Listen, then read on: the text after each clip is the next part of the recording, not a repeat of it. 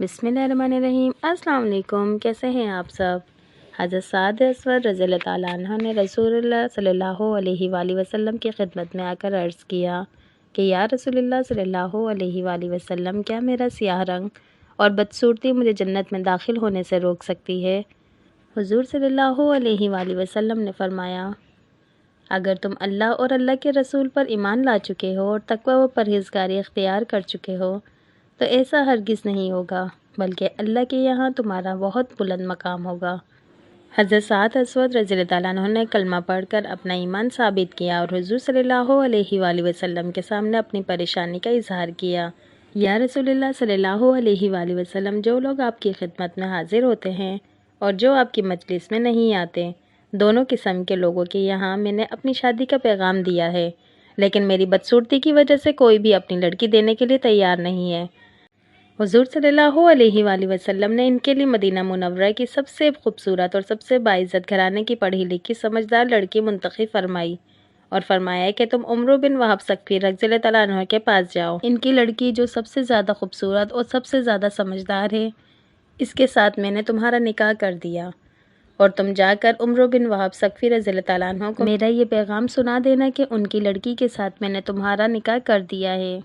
हज़रत साद रज़ी अल्लाह ताला अन्हु ने जाकर लड़की के माँ बाप को इत्तला दी तो माँ बाप ने इनको कबूल करने से इनकार कर दिया और वापस कर दिया। जब लड़की ने ये मंजर देखा तो पर्दे से निकलकर बोली, बंदा खुदा वापस आ जाओ।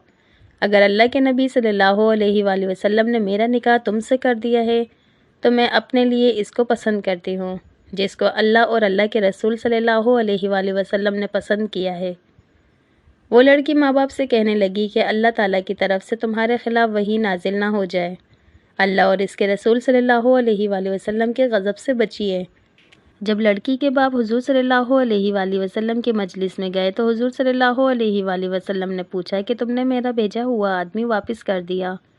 उन्होंने शर्मिंदगी का इजहार किया और तौबा की और अर्ज़ किया कि हमको शबा हुआ कि उन्होंने कहीं झूठ ना कहा हो, हम तो आपके ताबे हैं, हम इनको अपनी लड़की देते हैं।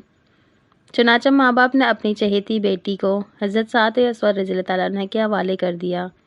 इसके बाद हज़रत साद असवद रज़ी अल्लाह ताला अन्हु अपनी बीवी के लिए बाज़ार से कुछ सामान ख़रीदने के लिए तशरीफ़ ले गए। इसी असना में जंग का ऐलान हुआ। उन्होंने बीवी के लिए सामान ख़रीदने के बजाय इसी पैसे से तलवार, नेज़ा, घोड़ा वगैरह जंगी सामान ख़रीद लिया और जंग में जाकर लड़ते लड़ते शहीद हो गए।